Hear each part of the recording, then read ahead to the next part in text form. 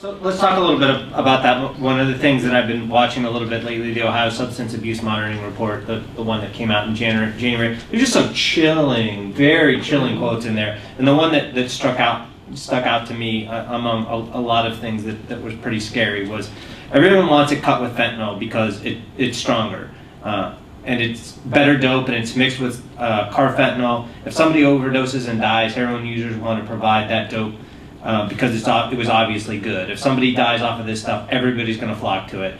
How that user went on to say essentially that, hey, I've been revived 5-6 times because they know that Narcan's out there. How do we find ways to break this cycle? How do we find ways to stop the ever cheaper heroin, the ever more increasingly powerful heroin with fentanyl and carfentanil, and then how do we start to get the kind of interventions that you're talking about here? I'll suggest there's a couple things at play. There's actually many things at play. I think first and foremost, we have a really warped understanding of drugs, drug use. You know, if you talk about things being laced, right? So we've created a culture where there is such thing as recreational drugs. And even take the moral side out of it, you could do a wonderful job of painting the picture that one thing is another gateway to the next thing, to the next thing, to the next thing. And part of it's just, it's shifting our mentality back. You know, I laughed and joke, you know, back in the 70s, early 80s, Nancy Reagan went around and just said, just say no to drugs. We all laughed and we all joked, right? But at one point there has to be a message about that says that all this is not healthy or life-giving. And I think another piece to this puzzle is really helping people to find healthier recipes to living. You know, healthy, holy, and again, it's religion is a part of that, but that is a part of healthy, holy, happy lifestyle again. You know, and then even to the medical piece, we have a zero tolerance for pain in our lives.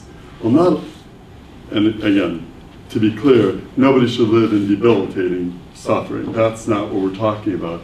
But not all suffering is bad. So you're going to the hospitals and saying to the doctor, I want to walk out of here, although I just had major surgery, with zero pain. Well, how do you get, so to speak, fixed and have zero pain? I mean, those are types of questions beyond just the heroin epidemic. Those are other bigger questions that people, and we as a culture really need to reflect on to help people find pathways of healthiness, holiness, happiness. And again, I always say this, people, I've said this for years, with the alcohol or drugs, people that work programs of sobriety and serenity, they're the healthiest and happiest and holiest people that are out there. It's the recipe to healthy living so that you don't have to necessarily make these choices. And if I could just piggyback off the judge here for a second, you know, you're talking about this is a public health crisis. It is a public health crisis, and it's even more. And it's only going to stop once the collective will says, we've had enough of this and we're all going to work together. That's why I really praise Cleveland Magazine for what you're doing. You know, the energy that you're spending on this, because until we get everybody to have that level of ownership, awareness, and say, we've got to address this together. It's too large just for the police or the law enforcement or the Adams Board. It's going to take all of us to do this. Well, you also have to, you know, to dig our way out of this, look at the ultimate question is, why do we use to begin with? You know, as Father said, you know, as a nation, do we send the wrong messages culturally? I think in large part we do. Is there a mass spiritual bankruptcy out there? Possibly. You know, what is popular in society?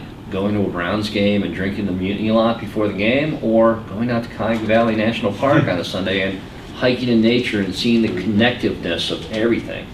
You know, the Browns win. Well, sometimes. Eventually. But, the judge really is a man of hope,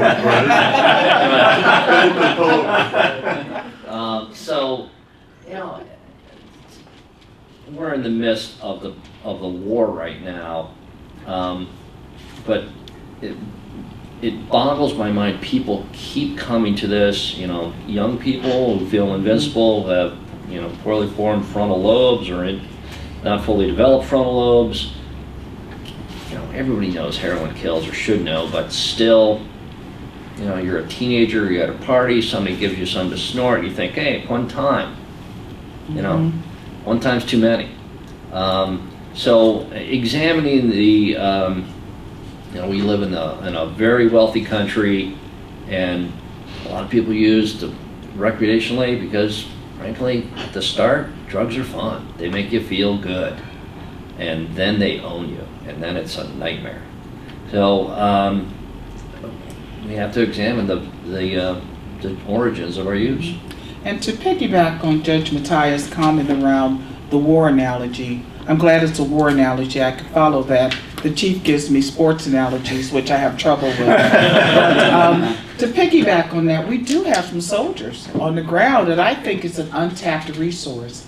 And as we talk about the sober living environments, where the birth, if you will, of support groups, AA, NA, CA, Cuyahoga County has HA. There are individuals who have long history, long-term sobriety that can now be certified by the Department of Mental Health and Addiction Services, who are strong in their recovery.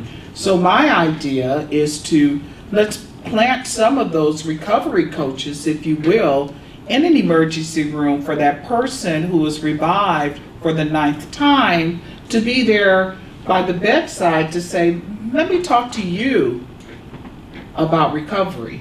Will it work? We don't know until we try, but we talked the other day about the importance of including our hospitals in this public conversation. Right. And we really have to do that. So that's just, in my mind, a relatively affordable resource that's untapped. That's a great idea. That is just a fantastic idea.